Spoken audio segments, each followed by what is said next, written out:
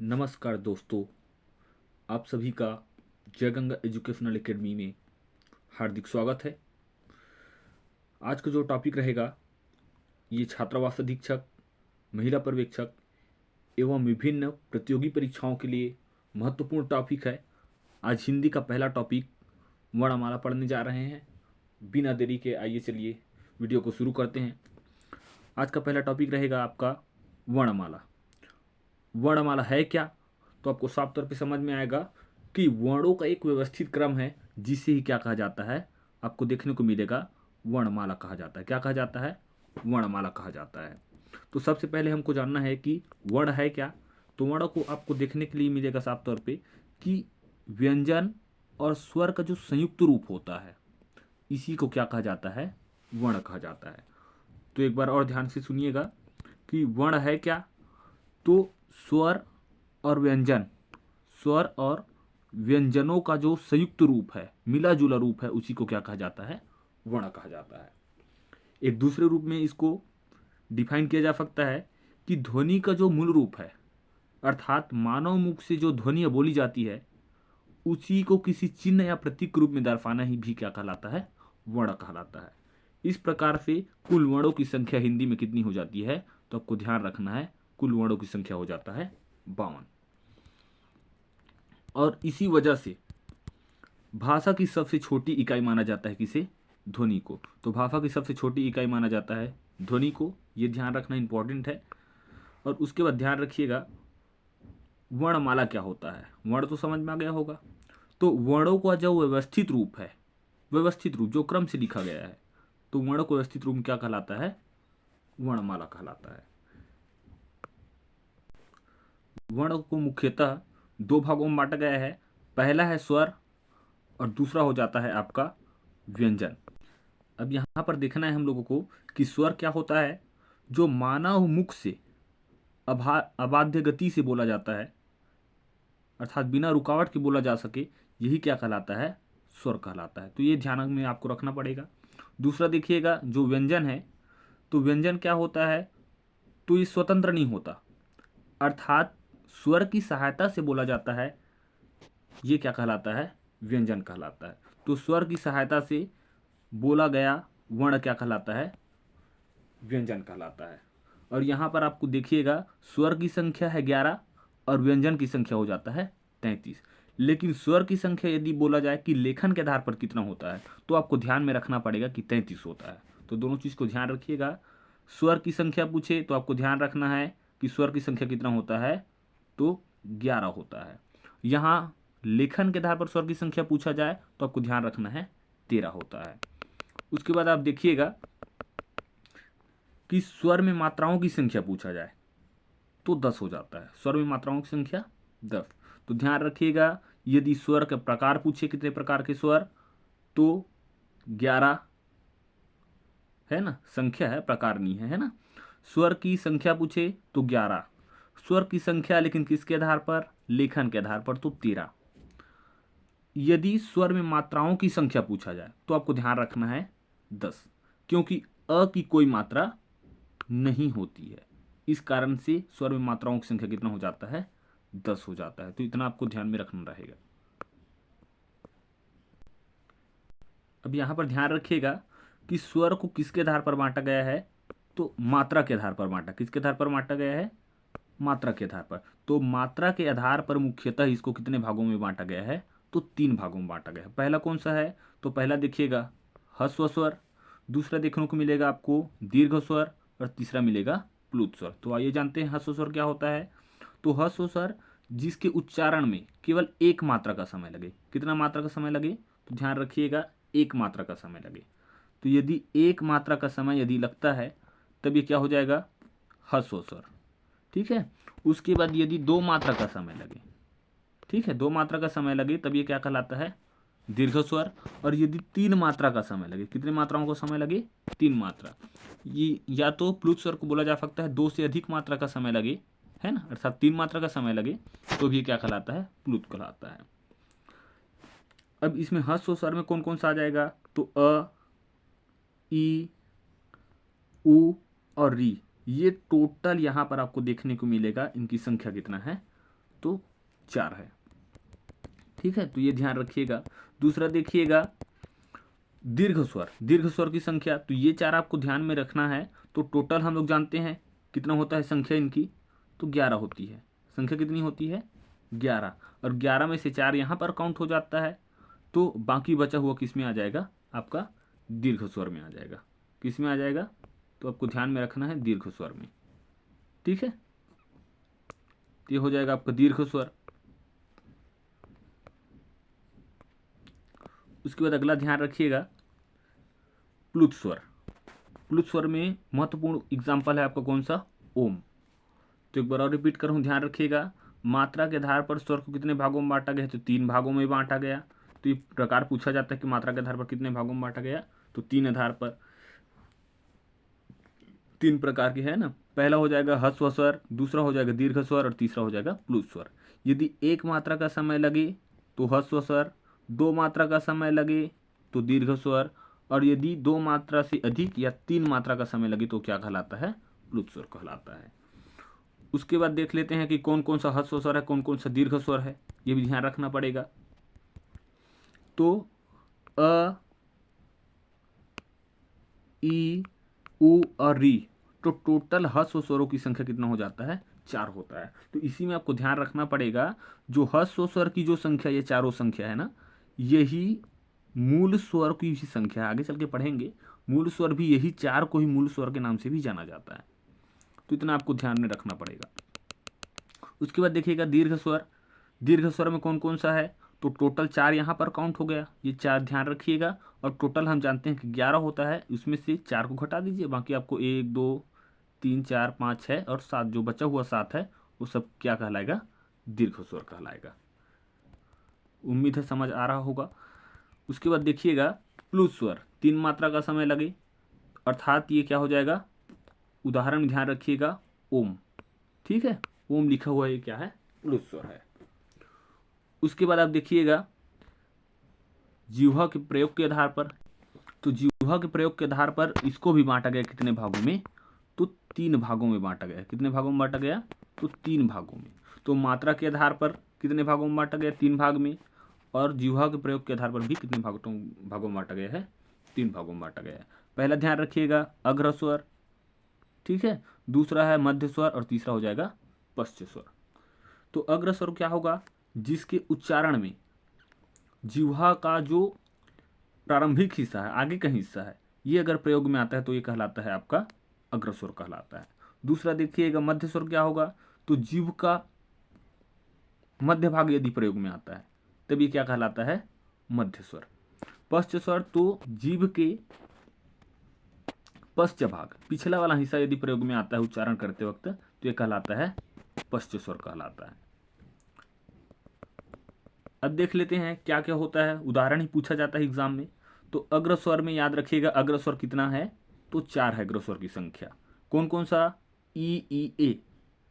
इसको एक basic trick से, जैसे हम लोग छत्तीसगढ़ी ही जानते हैं, अगर पहले पहले से किसी को लड़ाई करना है मान के चलिए, तो क्या बोल सकते हैं? ए। क्या बोलिएगा? ए। तो इसको ए बोलिएगा, है ना। आगे आगे से किसी को लड़ाना है तो बोल सकते हैं ऐसा ए। तो ए ई और ई, जैसा भी बोलना चाहे, ठीक है। तो उसको थोड़ा उल्टा कर लीजिएगा याद रखने के लिए। क्या बोलिएगा? ए, है ना, ऐसा बोल लीजिएगा ए, है ना। लड़ना है तो याद रखना पड़ेगा आपको। उसके बाद अगला ध्यान रखिएगा मध्य स्वर। तो मध्य स्वर में हम लोग को याद कैसे रखना है इसको? हम जानते हैं कि हर एक वर्ण में किसका यूज होता है? अ शामिल होता ही है। तो इसको क्या रखना है हम लोगों को? मध्य स्वर के तौर पे याद रखना है। उसके बाद देखिएगा पश्च स्वर। पश्च स्वर में बचा हुआ हिस्सा आ जाएगा, ठीक है। तो ये दोनों याद रहेगा, तो ये वाला तो ऑलरेडी याद रह जाना है। तो आ, उ, ओ और औ, ये कहलाएगा आपका पश्च स्वर। ये छूट गया था ऊपर में, तो इसको ध्यान रखिएगा। जो अयोग व आ है, न स्वर में गिनती होता है न ही व्यंजन में गिनती होता है, ये होता है अम और अह होता है, ठीक है। तो ध्यान रखिए। इसके बाद पढ़ना है व्यंजन। तो व्यंजन के बारे में अभी हम लोग डिस्कस किए कि व्यंजन क्या होता है।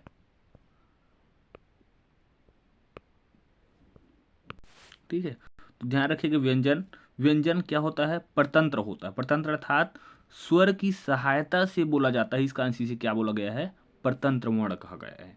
परतंत्र वर्ण में व्यंजन को लेंगे, है ना, क्योंकि स्वर की सहायता से क्या किया जाता है, बोला जाता है। इसमें सबसे पहला भाग में बांट दिया है, कौन सा भाग में, तो स्पर्श व्यंजन। कौन सा व्यंजन, स्पर्श व्यंजन। तो स्पर्श व्यंजन मतलब कोई ना कोई हिस्से को क्या करता है, ये स्पर्श करता है। तो इसको याद रखने के लिए स्पर्श व्यंजन की संख्या आपको टोटल देखने को मिलेगा, कितनी संख्या, 25 संख्या मिलेगा।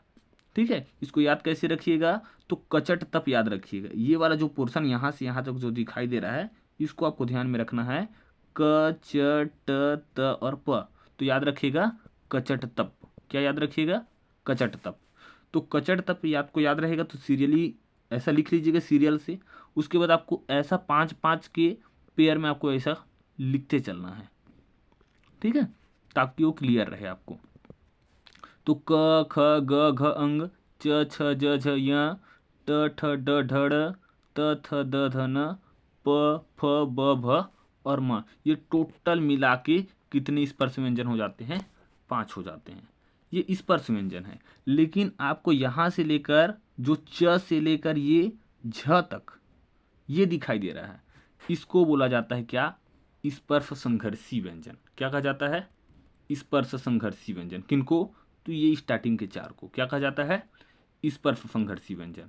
इसी प्रकार से जो ये 5वां नंबर का है, सभी का जो 5वां ये हिस्सा, ये कहलाता है आपका अनुनासिक, या कहलाता है यही पंचम वर्ण, क्योंकि उच्चारण के करते वक्त नाक से प्राणवायु क्या होता है, बाहर आता है। उसके बाद देखिएगा इसको कैसे याद रखें कि कंठ है, तालव्य है, मूर्धन्य है, दंत है या ओष्ठ है। तो इसके लिए सिंपल से एक टेक्निक याद रखिएगा, ये मान के चलिए, है ना, जैसा भी है गला का हिस्सा मान के चलिए। गला का सबसे जो निचला हिस्सा होता है, ये निचला हिस्सा होता है आपका कंठ का हिस्सा। कौन सा हिस्सा होता है, कंठ का हिस्सा होता है। दूसरा हिस्सा देखिएगा, ये वाला, ये होता है आपका तालू वाला हिस्सा। तालू के बाद ये आपको मिलेगा मूर्धा वाला हिस्सा। मूर्धा हिस्सा के बाद ऊपर में मिलेगा आपको दांत का हिस्सा। दांत के बाद ये लास्ट का हिस्सा मिलेगा आपको ओंठ का हिस्सा मिलेगा। तो इस प्रकार से आपको दिख जाएगा। तो सबसे पहले कौन सा हिस्सा, तो आपको ध्यान रखना है, अपने गले के ऊपर इमेजिंग करना है। तो सबसे पहले ये जो हिस्सा है, पहले हिस्सा ये आपका कंठ है। दूसरा क्या हो जाएगा, तालव्य। तीसरा हो जाएगा आपका मूर्धन्य, और ये चौथा हिस्सा दंत्य, और ये 5वां हिस्सा आ जाएगा ओष्ठ्य। कई बार इन दोनों में कन्फ्यूजन होता है कि तालु पहले कि मूर्धा पहले। तो मूर्धा से आपको याद रखना है मध्य। तो मध्य में क्या रहेगा, मूर्धा रहेगा। मध्य में क्या रहेगा, मूर्धा। तो ये आपको क्लियर रह जाएगा कि बीच में आपको क्या रखना है, मूर्धन्य ही रखना है ना, नहीं तो फुलने की कंडीशन बन जाता है। और इसी गले की स्थिति को आप उल्टा करके यहाँ से लिख दीजिए। तो सबसे पहले क्या आ रहा था, नीचे से हिस्सा शुरू करें तो कंठ्य। तो जितना भी क वर्ग का 5 आएगा ये कंठ्य हो जाएगा। च वर्ण का आएगा ये 5 तालव्य हो जाएगा गले की स्थिति के आधार पर, है ना। उसके बाद ये ट वर्ण का जितना भी 5 है ये मूर्धन्य व्यंजन हो जाएगा, गले की मध्य हिस्सा। उसके बाद त वर्ण क्या आ जाएगा, तो त वर्ण में ध्यान रखिएगा पूरा पूरा 5 किस में आ जाएगा, दंत्य व्यंजन में आ जाएगा। और प वर्ण का पूरा ये 5 यहाँ से यहाँ तक ये कहला जाएगा आपका ओष्ठ्य। ठीक है। उसके बाद म के बाद आपको देखने को मिलेगा, म के बाद क्या दिख रहा है आपको,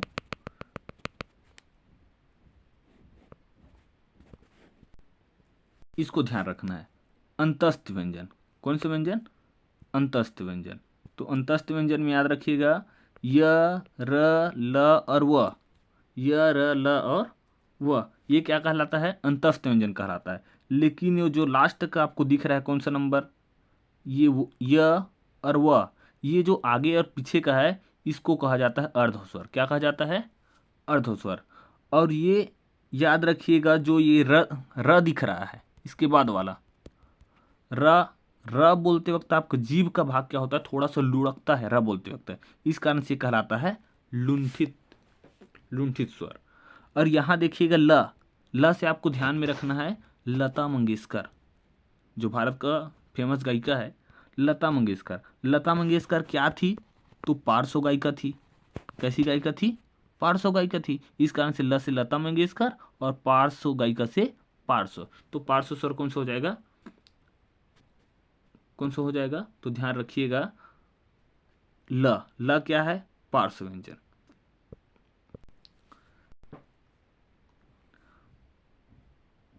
उसके बाद देखिएगा ऊष्म व्यंजन। ऊष्म व्यंजन क्योंकि बोला जाता है तो मुंह से कुछ न कुछ ऊष्मा बाहर आती है, ठीक है, ऊष्मा का एहसास ज़्यादा होता है, इस कारण से ये चारों को क्या कहा जाता है? ऊष्म व्यंजन। स और ह।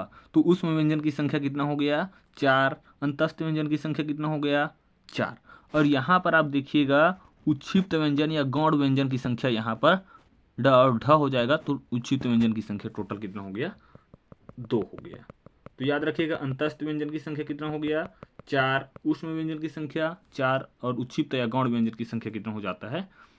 तो यहाँ देखिएगा जो अभी कचड़ तब जो याद किए थे, इसी में से पूछा जाता है कौन सा अघोष है, कौन सा सघोष है, कौन सा अल्प प्राण है और कौन सा महाप्राण। तो इसे एक बेसिक से एकदम बेहतरीन ट्रिक के माध्यम से आसानी से याद कर सकते हैं। तो ये देखिएगा,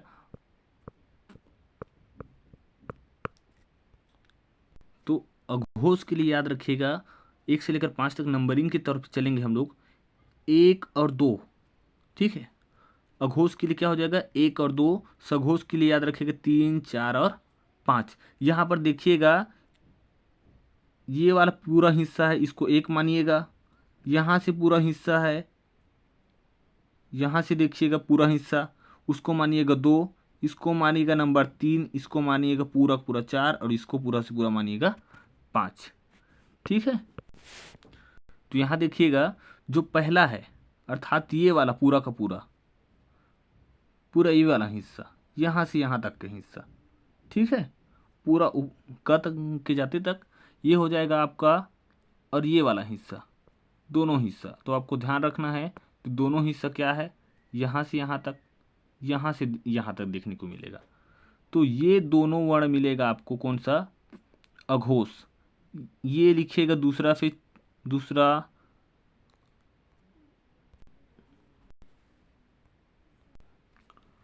उसके बाद देख सकते हैं यहाँ पर देखिएगा अंतस्थ व्यंजन है य, र, ल और व, ठीक है, य, र, ल और व। तो यहाँ लिख लीजिएगा और यहाँ लिख लीजिएगा स और यह को थोड़ी देर के लिए अलग से रख दीजिएगा, ठीक है। तो यहाँ य, र, ल, व, इसको करिएगा, ये किसके सिद्ध में है? तो यहाँ पर साफ तौर पे देखने को मिल रहा है अल्प प्राण के सिद्ध में है। इसको करिएगा तिर्यक गुणा और ये किस में आ गया? सघोष में आ गया। तो य, र, ल, व, य, र, ल, व अल्प प्राण है लेकिन क्या है? सघोष है। उसी तरीका से यहाँ पर देख सकते हैं स क्या है? महाप्राण है, लेकिन तिर्यक गुणा करिएगा तो ये पता चल रहा है ये क्या है? अघोष है। तो महाप्राण है लेकिन अघोष है। उसी प्रकार से इसको अलग क्यों किया गया है? तो इसको ह को ना आप कहानी तौर पर याद रखिएगा, ह मतलब ये हाथी समझिएगा। क्या है? हाथी। और हाथी जल्दी उठता नहीं है, उठेगा नहीं भाई तो ज़्यादा दिन दौड़ना नहीं है, तो यही दौड़ेगा ये बस। ये क्या हो जाएगा? आपका महाप्राण भी होगा और ये क्या हो जाएगा? सघोष हो जाएगा इसमें, ठीक है। ये देखने को मिलेगा आपको, है ना। तो याद रखिएगा ये हो जाएगा। और जितना भी स्वर दिख रहा है, जितना भी स्वर, ये सभी स्वर क्या हो जाएगा? अल्प प्राण होगा लेकिन सघोष होगा। जितना भी स्वर होता है आपका, जो 11 स्वर के बारे में पढ़े हैं ना, ये 11 स्वर क्या होगा? अल्प प्राण होगा लेकिन सघोष होगा।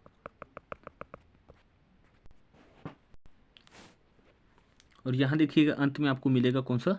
संयुक्त व्यंजन। संयुक्त व्यंजन में आपको ध्यान है संयुक्त व्यंजन की संख्या कितना है? तो संयुक्त व्यंजन की संख्या हो जाता है आपके पास 4 हो जाता है संयुक्त व्यंजन। संयुक्त व्यंजन कौन कौन सा आ जाता है? अक्ष, त्र, ज्य और स्र। और इसमें आपको मुख्य रूप से ध्यान में रखना, थोड़ा सा नोटिस करिएगा, जो स्र दिख रहा है इसको मिश्र व्यंजन भी कहा जाता है। किस रूप में गिना जाता है? तो मिश्र व्यंजन के रूप में भी गिना जाता है। तो यदि ये पूछा जाए ना कि संयुक्त व्यंजन कितने हैं, तो ये 4 के 4 संयुक्त व्यंजन तो जरूर कहलाएगा, ये संयुक्त व्यंजन होगा, ठीक है, संयुक्त व्यंजन होगा। लेकिन यदि केवल मिश्र व्यंजन के बारे में बात करें तो मिश्र व्यंजन में आपको गिनना किसको है केवल, तो इस स्र को गिनना है। किसको गिनना है? स्र को।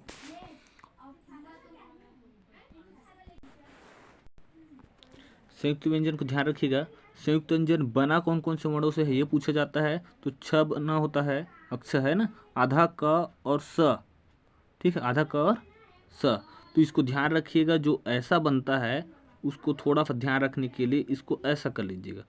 मतलब ये क्या बन रहा है, ऐसा स टाइप से बन रहा है। तो षटकोण वाला जो स बनेगा उससे क्या बनेगा, क और स से अक्षर बनेगा। तर, त्र बोलते हैं, तो तर आधा त और र से मिलकर क्या बनेगा, त्र बनेगा। ये ज्य होता है, ये क्या है, ज्य। तो आधा ज और य से मिलकर क्या बना है, ज्य बना है, जिसे हम ज्ञ पढ़ते हैं स्कूल में, है ना। तो ये एक्चुअल में होता क्या है, ज्य होता है। उसके बाद ध्यान रखिएगा, स्र, ये स्र है ना, जिसको मैं मिश्र व्यंजन के रूप में बोला था। स और र, ये कौन सा, शक्कर वाला था। तो ये आपको याद रहेगा, तो इसको ध्यान रखिएगा, जो ऐसा बनाते हैं तो इसको थोड़ा सा ऐसा घुमा लीजिएगा ताकि आपको थोड़ा सा ध्यान रहे। उसके बाद देखिएगा कुछ महत्वपूर्ण है जो स्वर में भी पूछा जाता है, कंठ्य व्यंजन, कंठ्य वर्ण, है ना। कंठ्य वर्ण स्वर में कौन कौन सा है, तो अ, आ और अम, अ, आ और अम, तो कंठ्य व्यंजन। तो कंठ्य वर्ण में याद रखिएगा, तो कंठ्य वर्ण सबसे पहले जानते हैं कि ऐसा गला की स्थिति अभी देखे थे तो उसके अनुसार सबसे पहले कौन सा था, क्या था, अ था। तो सबसे पहले आता क्या है वर्ण में, अ ही आता है। और आपको ध्यान रखना है कि कंठ होता कहाँ पर है, तो कंठ होता कहाँ पर है, तो नीचे हिस्सा में। तो ऊपर वाला हिस्सा वाला मात्रा वाला आएगा क्या, नहीं आएगा। तो आपको ध्यान रखना है सबसे पहले क्या, अ, लेकिन अ वाला जो प्रजाति है उसमें ऊपर में जो मात्रा लगता है वो इसके पास नहीं आएगा कंठ के हिसाब से। तो अम वाला आ ही नहीं सकता, अ आएगा, आ आएगा, और क्या हो जाएगा, अम वाला नहीं आ सकता, अह वाला, क्योंकि अम लगाइएगा तो ऊपर हो जाएगा, लेकिन कंठ तो हम लोगों को क्या था, नीचे था। तो इस प्रकार से ये कंठ को याद रख, इसको याद रखिएगा। तालव्य, तालव्य को याद रखिएगा, ई और ई, तालव्य, है ना। ऐसा छत्तीसगढ़ी में बोलते ना, तड़ाक ले, है ना। तो तड़ाक ले यदि किसी को पड़ जाए तो क्या कैसे कहते भागेगा, ई, है ना। तो तड़ से अगर किसी को पड़ जाए तो ई करते भागेगा, मतलब तालव्य मतलब क्या हो जाएगा, ई और ई हो जाएगा। तो इस प्रकार से इसको भी याद रख सकते हैं। मूर्धन्य में याद रखना है आपको, थोड़ा सा ध्यान रखिएगा। मूर्धन्य कौन सा, री, मूर्धन्य क्या हो जाएगा, री। और ओष्ठ्य में ध्यान रखिएगा, ओष्ठ्य में क्या है, उ और उ, है ना। क्योंकि उ और उ बोलते वक्त ओंठ वाला हिस्सा क्या हो जाता है, ये ओंठ वाला हिस्सा थोड़ा सा क्या हो जाता है, ऐसा गोलाकार बन जाता है ना। इस कारण से क्या है, ओष्ठ्य हो जाएगा, उ और उ। उसके बाद कंठ तालव्य, जिसमें कंठ और तालु हिस्सा दोनों उपयोग में आए, तो ए और ए और ए, ये दोनों क्या हो जाएगा आपका कंठ तालव्य। उसके बाद अगला देखने को मिलेगा आपको नासक, नासिक्य, तो नासिक्य में अम, ठीक है, नाक वाला हिस्सा उपयोग में आता है तो अम, ठीक है। तो उम्मीद है आप लोगों को ये वीडियो पसंद आया होगा, और महिला पर्यवेक्षक और साथ ही साथ छात्रावास अधीक्षक एवं महत्वपूर्ण प्रतियोगी परीक्षाओं की तैयारी हेतु हमारे चैनल को सब्सक्राइब, लाइक एवं कमेंट्स करें, है ना, ताकि हम लोग को प्रोत्साहन मिले और आगे इसी प्रकार का हम लोग आप लोगों के लिए क्या बनाएं, वीडियो लाते रहें। Thank you.